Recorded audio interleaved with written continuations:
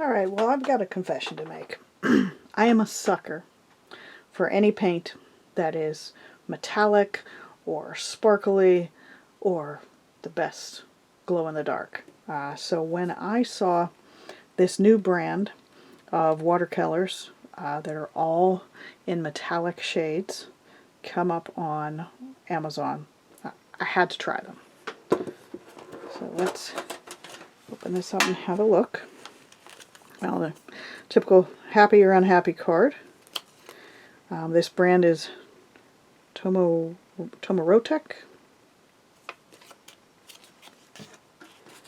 Alright, let's have a peek at these puppies.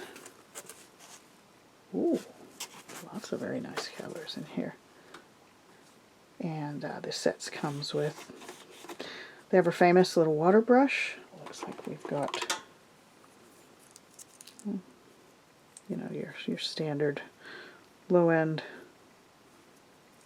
probably camel hairbrush there. This one also comes with an eraser. Looks like we've got a drawing pencil. I don't see any markings on it as to whether it's a 2B what, but you can see that lead centered, so that's a good thing. Little sponge here just to wipe your brush off on. And let's take a good look at these colors. This is something that I've noticed is pretty common with any of the metallic colors, is you're always going to end up with some of them that are really hideous. These all look to be, you know, they're half pans. Most of them are fairly full and look pretty good, but as you can see, there's a number of them that they dried up funny and sank in. There's just there's definitely not as much paint in them as in the others. I had contacted a manufacturer of another set about that problem, and they said that it's something that's endemic to whenever you're creating this type of a color. So let's actually try their little brush out here. See, now you have to take the sizing off of the brush. All brushes ship with like a coating on them to keep the bristles together. Let's see what these colors do and how well they wet. I'm not immediately impressed. This one definitely takes a little bit of scrubbing here to get the color coming up. I have here a little scrap of black paper because the best way to see some of these colors and how good they're going to be is going to be on black.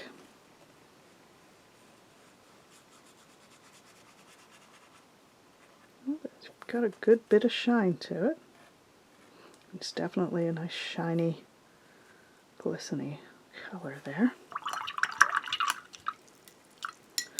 Again, though, it didn't immediately release its color. It was a little hard to get it to pick up. Here, let's go with a little bit of a better quality brush and see if there's a difference there. This is a Creative Mark squirrel hair brush. I do love squirrel hair brushes. The only thing about them is almost every brand I've ever tried, no matter how inexpensive or expensive, has always shed hairs. Yeah, these paints do not seem to re-wet easily. Definitely gotta scrub at them.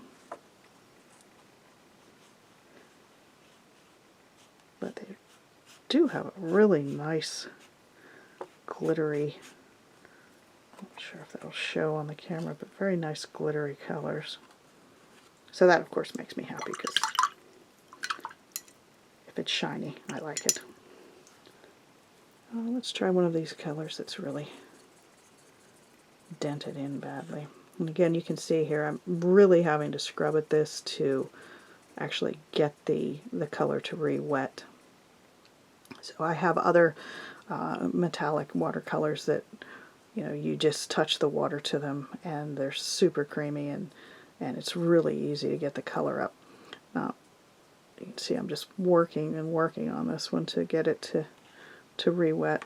But once you do, oh, look at that. Now that is a very nice metallic copper.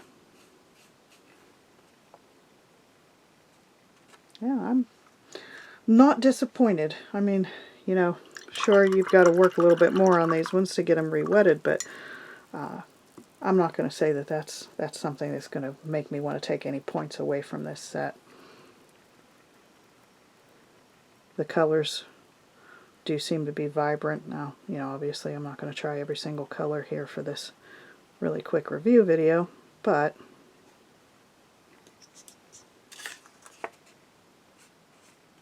oh yeah, look at that. That is just super glittery.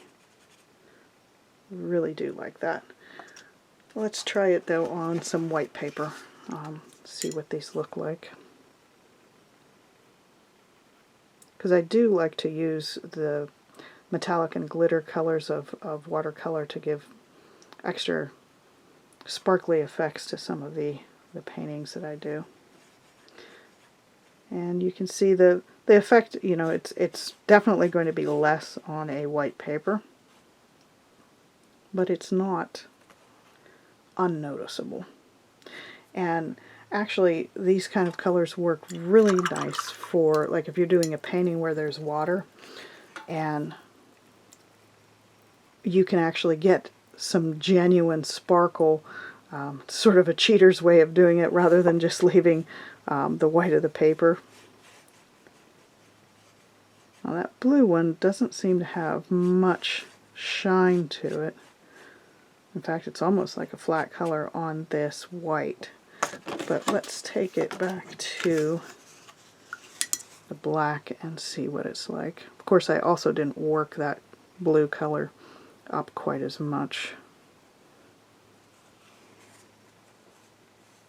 Yeah, much more shiny on the black paper, which is really where this type of paint comes into its own.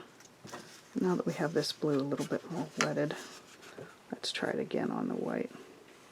Yeah, there's a little bit more glitter to it. Not a lot. But yeah, I think this is a pretty nice set. You know, it's not as good as most of, and I'm going to be honest about that, it's not as good as most of the other sets that I have so far, as the fact that it doesn't re-wet easily. You know, that blue didn't have too much shine to it until you took it onto the black paper. But, you know, for this many colors, I mean, this is 36 different shades, and I'm sure a lot of them look sort of close, but hey, they're sparkly. It wasn't a very expensive set. I would say if, like me, you enjoy working with metallic and glittery watercolors, give this set a try.